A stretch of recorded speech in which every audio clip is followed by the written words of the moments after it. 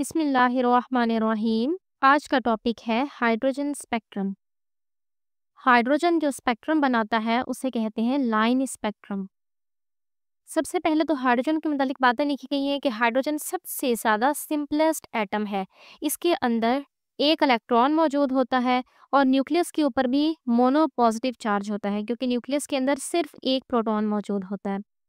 और बोहर की थ्योरी के मुताबिक आम टेम्परेचर पे वो एक इलेक्ट्रॉन लोएस्ट एनर्जी लेवल में घूम रहा होता है। लोएस्ट एनर्जी लेवल जो फर्स्ट ऑर्बिट कहलाता है, जिसको ग्राउंड स्टेट भी कहते हैं। अब स्पेक्ट्रम कब बनेगा वो देखते हैं। When electric discharge is passed through hydrogen Crookes tube, molecular hydrogen wakes up into atomic state. These atoms absorb energy from electric spark and come into excited state. Hydrogen gas को जब हम crooks tube के अंदर fill कर देंगे और उसमें से इलेक्ट्रिसिटी पास करेंगे, तो उस इलेक्ट्रिक डिस्चार्ज की वजह से वो मॉलिक्यूलर हाइड्रोजन ब्रेक होके एटॉमिक हाइड्रोजन में कन्वर्ट हो जाएगी। और फिर वो हाइड्रोजन के एटम्स इलेक्ट्रिसिटी जो उसके अंदर हमने गुजारी है ना, उस इलेक्ट्रिक स्पार्क से एनर्जी लेंगे और एक्साइटेड स्टेट पे चले जाएंगे। और एक्साइटेड स्टेट आपको पता है कि वो अनस्टेबल होती है।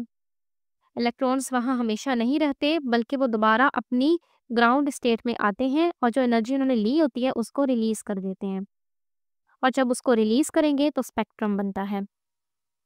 Different electrons of different hydrogen atoms absorb different amount of energy and migrate to an appropriate different high energy levels excited states. अब उस ट्यूब के अंदर बहुत सारे हाइड्रोजन के एटम्स मौजूद है ना, तो उन सब एटम्स के इलेक्ट्रॉन अलग अलग अमाउंट में एनर्जी एब्जॉर्ब करेंगे और अलग अलग हायर स्टेट्स पे जाएंगे। किसी एटम का इलेक्ट्रॉन हो सकता है पहले ऑर्बिट से फिफ्थ में चला जाए, किसी का हो सकता है इलेक्ट्रॉन पहले ऑर्बिट से सेवंथ में चला जाए, किसी का सिर्फ पहले ऑर्बिट से सेकंड में जाएगा। तो जो इलेक्ट्रॉन जितनी अमाउंट में एनर्जी हासिल करेगा उस हिसाब से वो अपनी अपनी हायर स्टेट पे चले जाएंगे। When electrons begin to revolve in high energy levels, hydrogen atoms become unstable, क्योंकि हायर स्टेट स्टेबल नहीं होती है, तो जब हायर स्टेट पे जाएंगे तो एटम अनस्टेबल हो जाएगा। Then electrons fall back to the original first orbit directly और to some other level by the emission of energies photons. फिर वो इलेक्ट्रॉन्स अपनी ओरिजिनल स्टेट में वापस आएंगे, या तो वो डायरेक्टली वापस आ जाएंगे या फिर अपने से किसी और लोवेस्ट वाले में जंप करके चले जाएंगे। जैसे अगर इलेक्ट्रॉन सेवंथ ऑर्बिट में गया हुआ है तो ज़रूरी नहीं है सेवंथ से डायरेक्ट वन में आ जाए, हो सकता है वो पहले सिक्स में चला जाए, सिक्स से फाइव में चला जाए, फाइव से फोर में भी आ सकता है, या फाइव से थ्री में चला जाए, कहीं भी जा सकते हैं। ज़रूरी नहीं है कि डायरेक्ट ही वापस आए। The emitted energies are equal to the difference of energies between the two levels. वो कितनी एनर्जी रिलीज करेंगे वो उन दोनों एनर्जी लेवल्स के डिफरेंस के इक्वल होती है।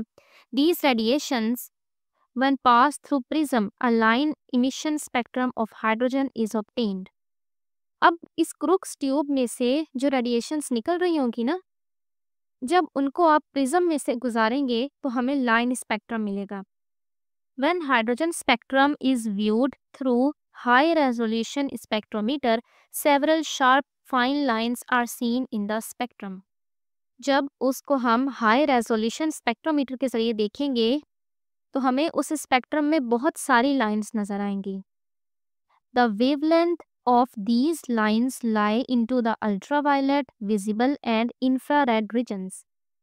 हाइड्रोजन का ये जो टोटल स्पेक्ट्रम बनेगा ना, कुछ लाइंस विजिबल हिस्से में आएंगी, कुछ अल्ट्रावायलेट रीजन में आएंगी, कुछ इंफ्रारेड रीजन में आएंगी।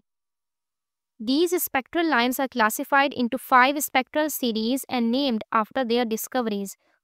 टोटल जितनी भी लाइंस हमें मिलती हैं ना, उनको 5 सीरीज में डिवाइड किया गया है और उनको नेम्स दिए गए हैं जिन्होंने उनको डिस्कवर किया था उन लाइंस को, उन साइंसदानों के नाम पे ही। उन स्पेक्ट्रल लाइंस का हम वेव नंबर भी फाइंड कर सकते हैं इसी वेव नंबर वाले फॉर्मूला के जरिए, जो हमने फॉर्मूला पहले भी पढ़ा है। P bar is equal to Rydberg constant 1 over n1 squared minus 1 over n2 squared। अब यहाँ ये जो सारा लिखा हुआ है ना सीरीज के बारे में, इसको हम इस पिक्चर के जरिए समझते जाते हैं।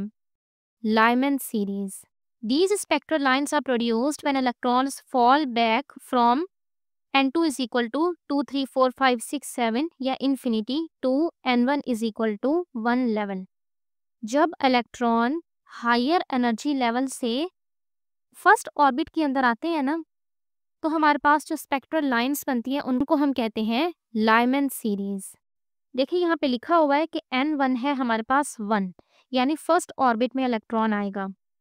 और आएगा कहाँ से? वो कोई भी हो सकता है सेकंड ऑर्बिट से आया हो, थर्ड से, फोर्थ से, फिफ्थ से, सिक्स्थ से, सेवन्थ से, या फिर कहीं से भी, किसी भी हायर से आ सकता है।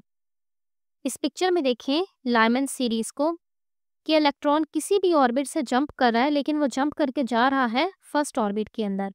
7 से जाए या 6 से जाए, फिफ्थ से जाए, फोर्थ से जाए।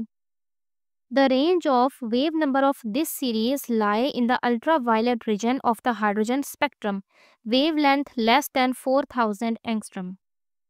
लेमन सीरीज के अंदर जो स्पेक्ट्रल लाइंस होती हैं उनकी वेवलेंथ 4000 एंगस्ट्रम से कम होती है, और इस रीजन को हम कहते होते हैं अल्ट्रावायलेट रीजन।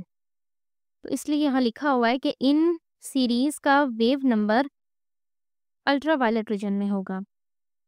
फिर है बाल्मर सीरीज। बाल्मर सीरीज में देखें n1 लिखा हुआ है 2। इलेक्ट्रॉन किसी भी हाई एनर्जी लेवल से जब सेकंड लेवल के अंदर आता है, तब जो भी स्पेक्ट्रल लाइंस बनती होती हैं उनको हम कहते हैं बाल्मर सीरीज।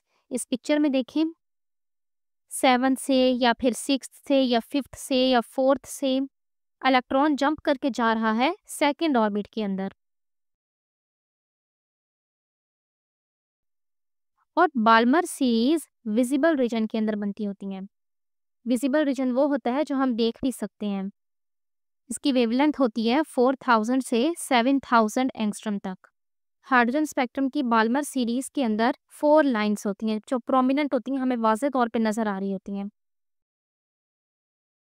जब इलेक्ट्रॉन 6, 5, 4 या 3 इन चारों ऑर्बिटल में से सेकंड के अंदर जंप करता है, जब वो हायर में से करता है ना, तब भी लाइंस बनती हैं, लेकिन वो प्रोमिनेंट नहीं होती, हमें वाज़ेह तौर पे नज़र नहीं आती। नेक्स्ट है पाशन सीरीज। इस सीरीज के अंदर इलेक्ट्रॉन किसी भी हाई एनर्जी लेवल से जंप करके आता है थर्ड के अंदर। इस पिक्चर में भी देख लें। और Paschen series near infrared reason में बनती होती हैं। नियर इंफ्रारेड रीजन जो डायरेक्ट विजिबल पोर्शन के बाद स्टार्ट होता है ना, उसको कहते हैं। इसकी वेवलेंथ 7000 एंगस्ट्रम से बड़ी होती है, तकरीबन 25000 एंगस्ट्रम तक होती है। ब्रैकेट सीरीज जब इलेक्ट्रॉन हाई एनर्जी लेवल से फोर्थ लेवल के अंदर आता है तो हमें ब्रैकेट सीरीज मिलती हैं, और Brackett series mid infrared reason के अंदर बनती हैं। मिड इंफ्रारेड रीजन इनकी वेवलेंथ 25000 एंगस्ट्रम से 400,000 एंगस्ट्रम तक होती है। और पीफंड सीरीज जब इलेक्ट्रॉन हाई एनर्जी लेवल से फिफ्थ के अंदर आएगा तब पीफंड सीरीज बनती हैं। अगर आपको किसी सीरीज का वेव नंबर फाइंड करने के लिए कहा जाए तो आप इस फॉर्मूले के जरिए फाइंड कर सकते हैं। जैसे अगर आपको बताया जा रहा हो, कोई क्वेश्चन हो कि इलेक्ट्रॉन का हायर एनर्जी लेवल है 4 और लोअर एनर्जी लेवल भले ना बताया हो, लेकिन आपको ये बताया हो कि वो बाल्मर सीरीज है, तो आपको ऑटोमेटिकली पता होगा कि बाल्मर सीरीज के अंदर हमेशा इलेक्ट्रॉन हाई एनर्जी लेवल से सेकंड के अंदर आता है, तो इसका मतलब लोअर वाला होगा सेकंड, और आप इस फॉर्मूले को यूज करके फाइंड कर सकते हैं।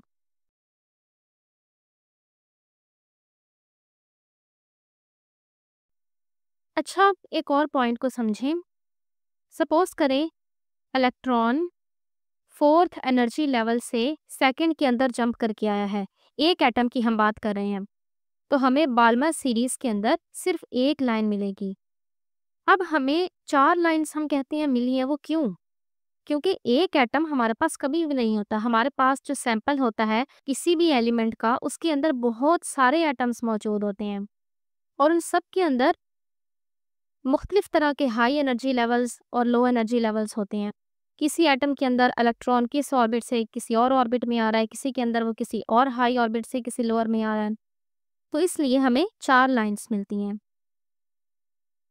फिर ये भी सवाल आपके ज़हन में आ सकता है कि अगर हमारे पास बिलियन एटम्स हैं समझ लें, और वो सारे हाई एनर्जी लेवल से सेकंड ऑर्बिट के अंदर आए हैं, यानी कि बाल्मर सीरीज़ में, फिर भी हमें 4 लाइन्स मिल रही हैं। 4 क्यों? हमें बिलियन लाइन्स क्यों नहीं मिल रही हैं?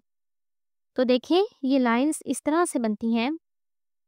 एक लाइन तो तब बनेगी जब इलेक्ट्रॉन 6 से आएगा सेकंड में, एक लाइन तब बनेगी जब वो 5th से सेकंड में आएगा, जब वो 4th से सेकंड में आएगा और जब वो 3rd से सेकंड में आएगा। इस तरह से 4 बनती हैं। अगर आप सपोज़ कर लें हमारे पास बिलियन एटम्स हैं और उन बिलियन के बिलियन एटम में से ही 5th से इलेक्ट्रॉन आ रहा है सेकंड में, तो हमारे पास सिर्फ एक लाइन बनेगी। उस एक स्पेक्ट्रल लाइन की इंटेंसिटी बढ़ जाएगी, उसकी शिद्दत इंक्रीज़ हो जाएगी, लेकिन लाइन एक ही रहेगी। तो बिलियन के बिलियन एटम्स जो फोटोन रिलीज़ करेंगे, उनकी वेवलेंथ एक ही होगी। अस्सलामु अलैकुम।